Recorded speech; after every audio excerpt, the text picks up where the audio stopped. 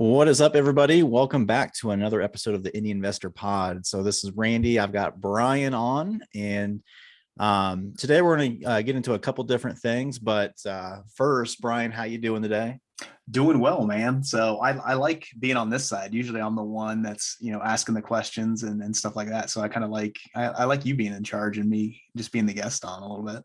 Yeah, it's definitely a role reversal, but it feels good. It feels good. So we're going to go with it.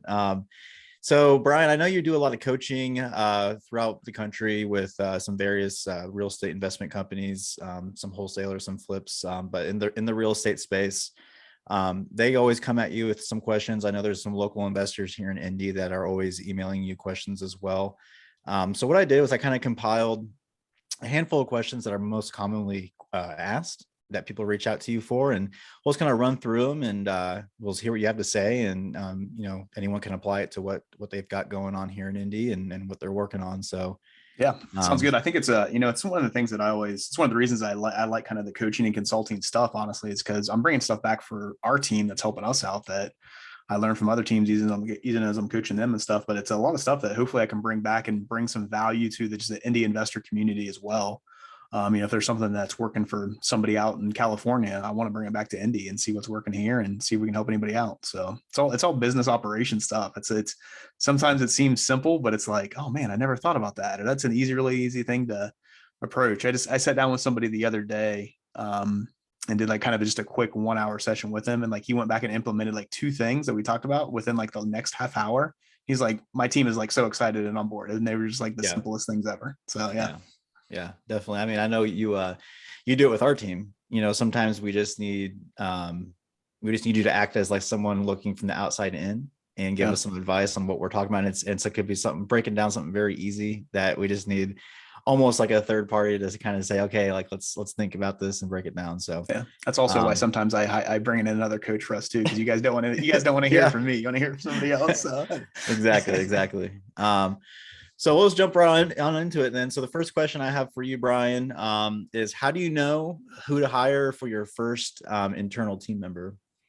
Yeah, I think that's kind of a big thing. We got a lot of people, especially just right now. I think they are, it's one of the questions that we get a lot, because a lot of people see the success that we have like with virtual assistants, or, we don't have a huge team or anything, but we have multiple people on the team. They kind of want to know how we operate and stuff. And a lot of people want to know who kind of that first hire is. And this is aside from like a property manager, a lawyer, a bookkeeper. Like those are always things you definitely want to have like kind of in your back pocket with some stuff and things. But when you're talking about your internal team of who to hire first, there's really one of two things that I really kind of look at of like, hey, what of who to hire first. So when you're looking at, if you're a one-man show, one person out there that's building your business and stuff like that, usually you're going to fall into one of two categories. Usually you're going to be more operational, or you're going to be more sales oriented. So usually one of your first hire is going to be the opposite of that for you. So if you're one of those people that you don't mind the paperwork, you don't mind the process, you don't mind the analyzation, the numbers and stuff like that, and you don't necessarily want to do like the phone calls and the communication, stuff like that, that's what you need to hire for. Maybe more of that sales role or that communication role, that type of thing. If you're the opposite person, maybe you're the person that likes to just get the deals done and negotiate and that, you probably need somebody that's maybe going to be a little bit more operational, or maybe just admin heavy, that can help you out with like the paperwork and just getting things done, timeline of, I kind of fall into both categories, but sometimes I just need somebody to keep me online of like, hey, did you do this today? Did you get done this a week? Maybe that's one of the things you look at. So I think when you're really looking at like, who should that first hire be, analyze yourself first. And I would say too, just for, it's always something that people talk about, or you might hear something of like, Randy might be like, oh, I started my business and my first hire was this. What works for Randy isn't necessarily going to work for Brian, or going to work for Bob or Sally or whoever. It's whatever whatever works for you. So you have to take like kind of an internal look at like, all right, here's what I'm strong in. I need to hire somebody that is going to be able to do the things that I don't necessarily like doing. So that's one of the things that I really look at. One of the exercises and some of the stuff I'm going to talk about is straight from our coach, Gary Harper, who does an amazing job coaching teams and getting people to understand this stuff. It's who I work with, who I do coaching and consulting with. I'm a contractor with his company at Sharper Business Solutions. but Gary implemented one thing into me and our business. And it's just called like kind of the good like chart. So basically, if you take a look at basically what it is you kind of put down 5 boxes onto a piece of paper. All right. And if you write down basically a list of all the things you do on a daily basis, weekly basis, or monthly basis, they're all going to fit onto one of these 5 boxes. Basically, the 5 boxes are, the first box is going to be things that you love and that you're great at. The next box is going to be the things that you like and that you're good at. All right. Kind of the difference that Gary likes to say is the difference between a great and good. If you think you're good at it, you're good at it. If other people tell you you're good at it, that means you're great at it. And then the third box is basically going to be things that you like, but you're not good at. The fourth box is going to be the things that you're good at, but don't like. And then the fifth box is going to be things that you are not good at and you don't like. Which, by the way, I know that might be some information. Hopefully, maybe you did a dull diagram. If anybody needs anything, like I can send you a copy of what that looks like, or what those terms are and anything like that. But essentially, if you, like I said, if you make a list of all the things that you are, that you do on a daily basis, weekly basis, or monthly basis for your real estate investing business, or honestly, just any business, this works for this. Everything is going to fall into one of those 5 boxes. The stuff that you need to get off your plate first is the stuff that you don't like doing and that you're not good at. If you have multiple things in that box, you need to hire somebody yesterday for that type of stuff. Because number one, you're not good at it. And if you don't like it, if you're not good at it, it's not getting done well.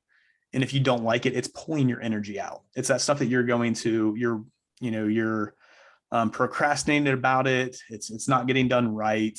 You don't like doing, it's pulling your energy out. It's the thing that you're just putting off on your plate and stuff like that. So that's the stuff that you need to basically, like I said, you should have hired. If you have multiple things on that in that box, you need to hire for that yesterday. Get that off your plate.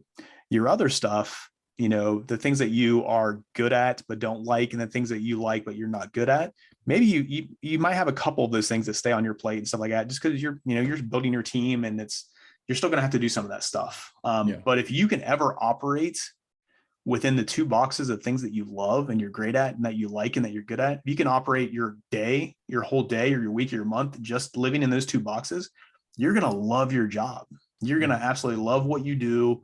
You're going to enjoy doing it. You're going to enjoy the people that you're working with, because they're doing all that other stuff that you don't like doing or that you're not good at, or any of those.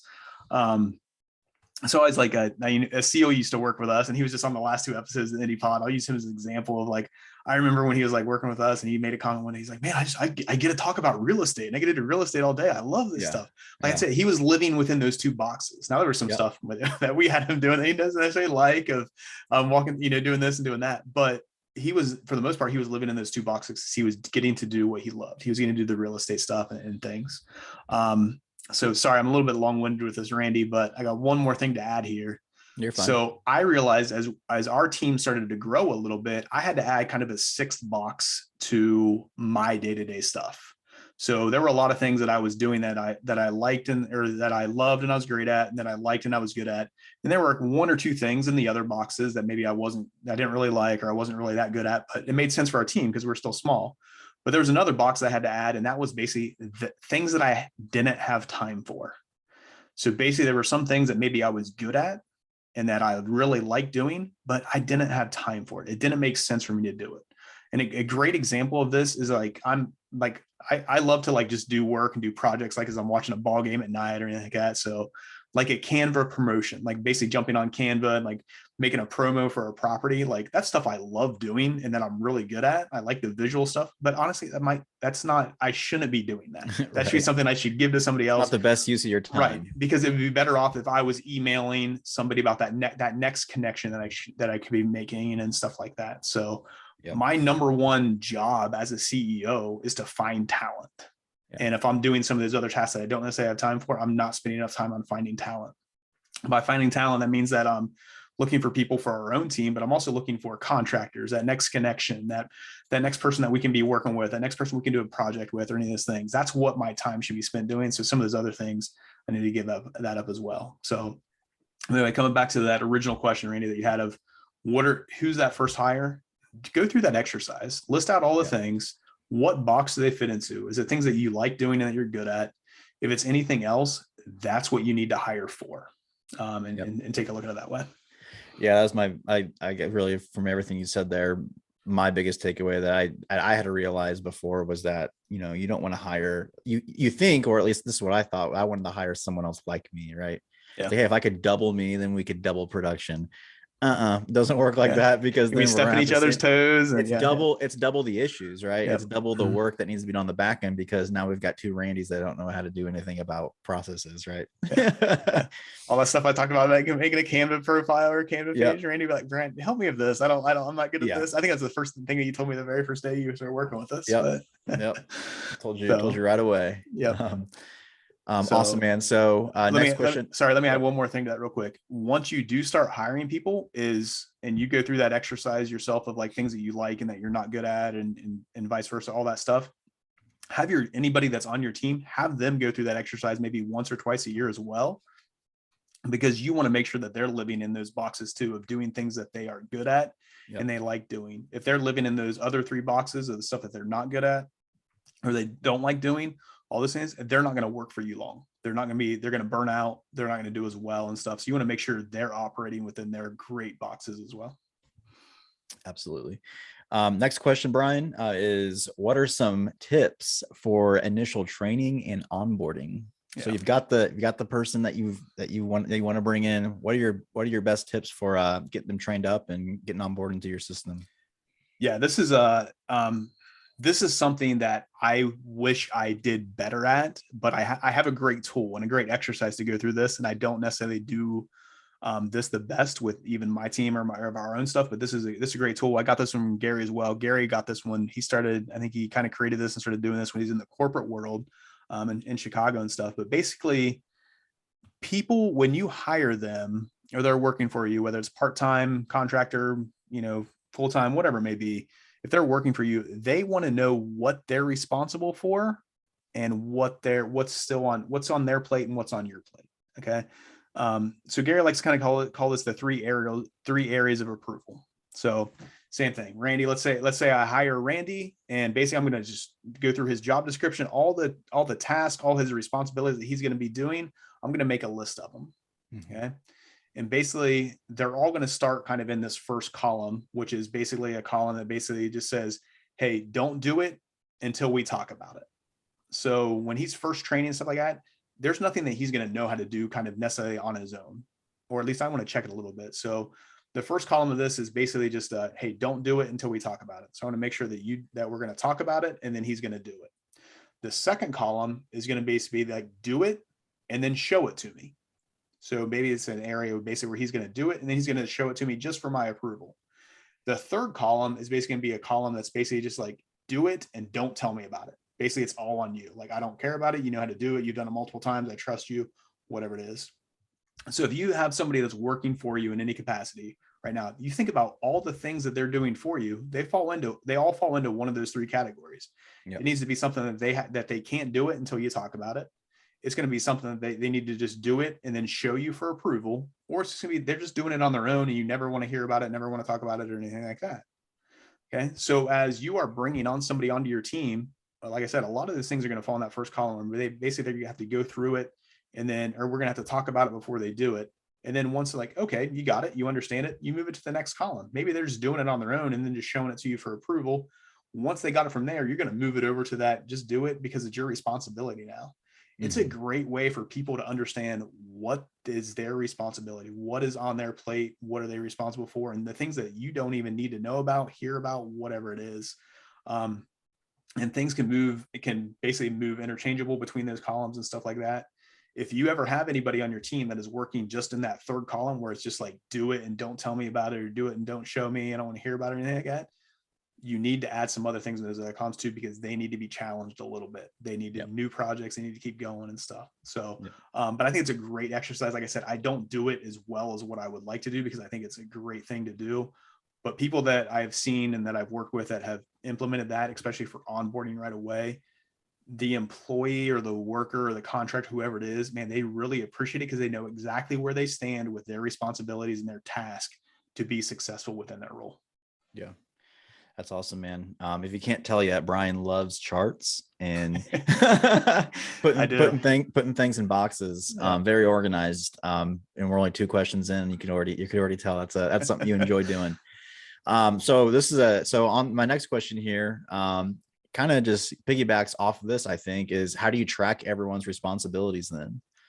Yeah. So this is I'm gonna go back to like it's gonna be boxes and charts, man. So Yeah. it's gonna be Yeah. coming into this, but an accountability chart is something that I feel like is underutilized in many small businesses. The thing with all of this stuff, it all relates back to of usually you're a solopreneur, you're one person that's out there and doing some things. All of a sudden you start having success, and then all of a sudden you start having like, oh, I'm gonna hire a VA.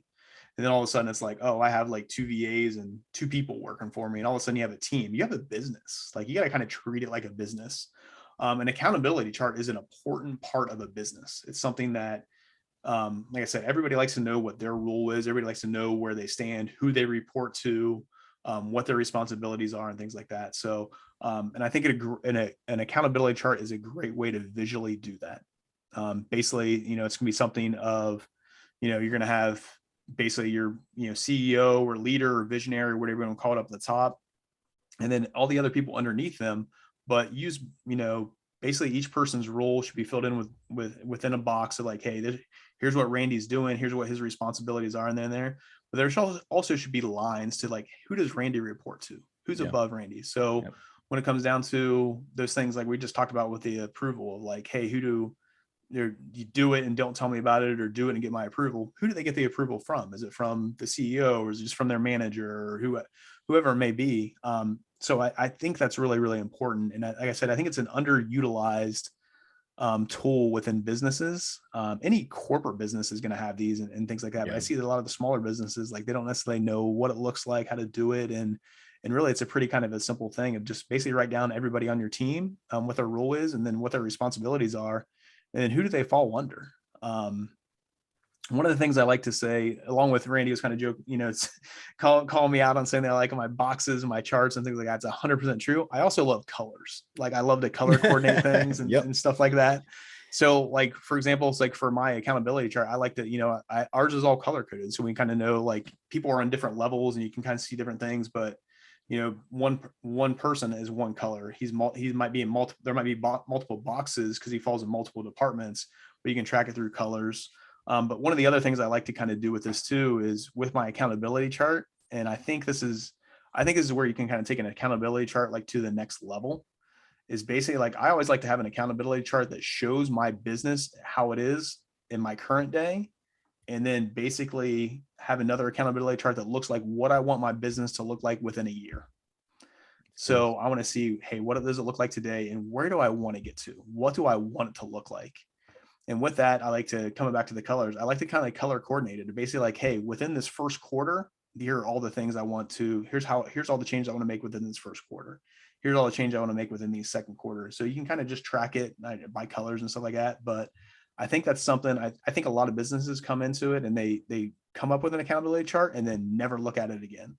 But I think they can use that as a tool for growth and show your team, show everybody else on there, like not just who you report to, what your responsibilities are, but here's where I want you to get to. Here's this next step that we're going to take. If we want to get our business to here, here's what I want it to look like and stuff. So, but with that, I think it's a great way to basically just track everybody's responsibilities, what everybody's doing, who they report to, what task are responsible, what department it falls under, who they report to there and stuff like that. So I think it's a great tool that like I said, I think when people are starting off, I think it's underutilized, but I think it can bring a lot of value. Yeah, I think it definitely isn't underutilized. And you mentioned before that you see those most in like the big corporate world, right? And I think one thing that you've done well that I'm sure other CEOs, small real estate companies can do as well is you list out everyone in your company in that accountability chart, where the corporate world, you see like the upper management, right? And then the bottom, it just says in general, like your employees, right? Right. Well, you did a good job of kind of listing that out and then showing that to everybody. But I think what that does is wherever you are in the accountability chart, if you're at the very top or the bottom of who you report to, you could see through the lines that everyone's connected to the same goal, right? Yeah. And you're not just like someone off to the side, like you have your own space and you have your own responsibilities. And I don't know, it just paints a good picture of bringing everyone together as one core group. So Yeah. I think one of the things with that, and I think we do a great job of this, is, within that of like, you have your responsibilities and stuff like that, but there's not like a crisscross. Like I say, right. like I've done this when I started off, because I didn't know what an accountability chart was. I had to get trained on that. I had to get coached on how to really utilize that. But one of the things that like I would have, there might be like two lines that report, or like one person reported to two different people or something. Like, no, that doesn't necessarily work. That's how lines get crossed. That's how things get messed up. So for example, within our business, one of Alicia's responsibilities is that she's the one that sells our properties. She's the one that makes the deals. Like, according to our accountability chart, Randy is not allowed to sell a property. Brian is the CEO, but he's not allowed to sell a property. That's Alicia's responsibility. She's the only one that's allowed to do that, because that's what our accountability chart says. And that's the way it works. So if I were out there making deals happen, like, or agreeing to deals, that's going to throw Alicia off. That's going to mess up her day to day and stuff. She's responsible for that.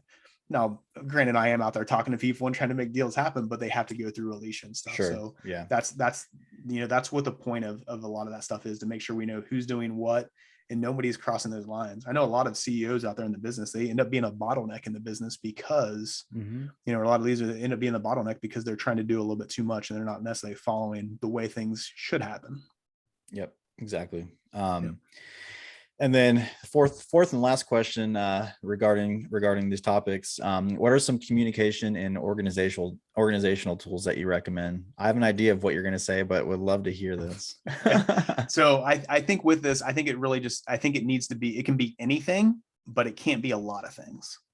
So, Okay. so for example, so take us back to like 6 months ago. Honestly, if I had a question for Randy, there's a chance I would have emailed him. There's a chance I would have texted him. There's a chance I would have Slacked him. I would have sent him a message through our CRM or through Asana or any of these things. Like, that needs to be one communication tool. So for your team, you need to figure out, hey, how are we going to communicate? If it now it's kind of, now we do have two different things. If it's something just team related, we use Slack. It's a great tool that we use for team communication, stuff like that. If it's something transactional or something that needs to go through a title company, we're going to use email. That way it's right there. It can be, I guess it can be produced. It's on paper. It's right there a little bit. So we have a couple different things that we're using, but we're not going back and forth of like, oh wait, did you text me about that? Or did you email me about that? Or Slack? Like, so it can be whatever communication tool you use. That's great. Just pick one or two tools that you're going to use for certain things and know how you're going to communicate for certain things. So I know working with a lot of different teams, sometimes they're like, oh, well, sometimes I just text them or I give them a call, or sometimes we put this in our CRM. And it's my question is always like, well, what is it for? When do you know how do you know when to do what? And they're like, oh, it's whatever we feel like. No, that's not the best answer. For this, we're going to use this tool. For this, we're going to use this tool. And I would limit how many tools you guys are actually using. Communication is usually, if there's an issue within a business, it usually relates back to communication in some way. Whether the CRM doesn't do it, or one person communicating one way, but this person communicates through text better, so but this person likes email better. Like, no, what are you going to use as a company as your communication tool? And I think that helps out a lot. One of the tools I would definitely say helps us out a lot for organizational stuff is we use Asana. So we use Asana. Basically, it's just there's Asana, HubSpot, Trello, all these kind of things that kind of work out kind of the same way, but it's just a way that we're able to organize. It's what we run our meetings off of. It's where we put our thoughts throughout the day, throughout the week.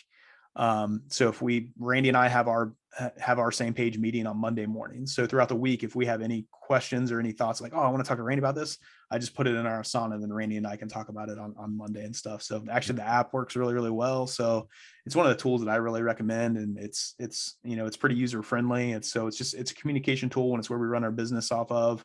And it works pretty well. So yeah, that's what I'd say for organizational stuff that helps us out a lot. So you can go super advanced on CRMs and spreadsheets and whatever it may be, but it's just have a few, I would say your communication tool can be anything, but just make sure you limit how many communication tools you're using. Yeah, there's definitely a good tip there, because there's a lot out there that, it's shiny object syndrome. I'm a sucker for it. So Yeah. I just gotta remind myself to stick to what's working and what works best for me. Yeah. So And really it really is the truth. Like all of them are great. yeah. There's Oh, not, they're I all mean, good. they all Yeah. do great stuff and stuff. They just you can't be using 5 different communication tools, because you're going to be something that you guys miss. So, Yep. Yep. yeah. So Randy, I have a question for you, before Mhm. as we kind of wrap up here and before we get off here. So I know you've been a part of, this was going to be your interview to me, but I can't help but interview you as You well. can't So help it, man. You cannot help it. that's what happens. But so I know, you've been a part of like kind of masterminds throughout your real estate career and things like that. So just over over the last couple of months, you had your first chance to go to, the big mastermind that we go to, Collective Genius. You had your first chance to go to that, but can you just speak to that a little bit, of not necessarily, this isn't a plug for Collective Genius or anything like that, but just can you speak to how important it is for investors, entrepreneurs, business people in general to get in rooms, to be able to mastermind, to be able to talk to people at a higher level, lower level, all those types of things within, in some type of group like a mastermind? Yeah, man. Yeah, it was like you said, it was my first time going this past first quarter, and it was amazing. So I'm really big on masterminds, just in general. Just because just putting yourself in a room with people that are doing bigger things than you, or equal things, but maybe doing it a little better. But there's just, you're putting yourself in a room where you can grow, Yeah. and people are there to help you. So I was in a smaller mastermind early on in my career. And then I was telling you, I went through, I don't know, 5 or 6 years without being in a real mastermind, networking events, stuff like that. And that's not even close to what a real mastermind is. So you brought me on, and I got my mastermind fix back when I went into my first CG. But really, just the big thing is that in a real mastermind, you got people that are, it's give and take, right? People are sharing what's working, but also everyone in the room is asking, hey, how do I do this? How can this person make me better? So it's really just like a big team building event, in my opinion. It's not rah rah. This is what I'm like. Hey, I'm making the most money in the room, or selling the most houses in the room. It's not about that. And I think a lot of people would agree that if that's why you're going to masterminds, you probably wouldn't last, because Yeah. that's not the method or the reason of going. But just any real estate investor, or just anyone in general that wants to be in a mastermind, highly recommend it, because just going, and it's helped me out, just my mindset, just being around high producing people, and it's definitely helped our business out as well. Yeah. So, and there's so many different ones that you can do. I mean, there's, high level ones, you got Collective Genius, you got Investor Fool, you got 7-Figure Flip, you got all these different ones. And then there's some smaller ones too. But even if you're just on a small level, you're a solopreneur, solo real estate investor, like create your own small group. Have your, even just start off by having a group of, 8 to 10 other investors that are doing what you want to be doing, or doing it at a higher level than you, and being able to get together in some way, like whether it's on a monthly basis or quarterly basis, where you can talk about what's working for you, what are you having trouble with, and those types of things. I think it's great. And some advice I'd also say to that is, if you are going to be a part of a mastermind, or join a mastermind, or go to a mastermind, whatever it is I think the biggest thing is you need to be vulnerable. You need to allow yourself to not sit there, like Randy was saying, be like, oh man, I did this many deals last year. Like, I'm not going to listen to this guy or anything. It's realizing, like, I don't care what you're doing, how well you're doing it. It could definitely be done a lot better and a lot more efficiently. So being vulnerable and being humble enough to say, like, hey, I'm going to take this in and I'm going to learn from this. So this person's doing 100 less deals than me, but I guarantee I can learn something from them, because there's something in his business he's doing better than me. I need to figure out what it is, and I need to figure out how to make that work and stuff. So Yeah. 100%. Also with that too, I also say there's the caveat of, like, not getting distracted by, oh man, I can do this, I can do this, I can do this. Of what can you take back to your business, like within this next 30 days, 60 days, 90 days, or whatever. And what can you put into your business to implement it and make it run a little bit better? Yeah. With that too, like I went in I went into the mastermind with a goal. I think my big thing, or my tip, I guess, is if you're going to a mastermind, go with a goal of what you want to get out of it. Because like you said, you're going to hear a lot of stuff and you could take a lot of stuff, but you can't implement everything. Yeah. But if you go there with, like, I went to the goal of just, it was my first time. So my goal was to meet with other people in my same position and just get like their best practices on how they're running a sales team. That was my big, like, that was what I wanted to get out of it. I got way more than that, but I made my connections, and now, like, even to this day, like it's been months since that mastermind. I'm still keeping in contact with some of those people, and on a regular basis, and still working on that goal of mine was to get those tips. So that'd be my tip, is just go in with what you want to get out of it and focus on that. Great advice, man. So all right. Well, I'll take us out then, since I started it. I almost started wrapping it up, but I'll let you. I could tell you wanted to start wrapping up. Don't totally hijack the show now.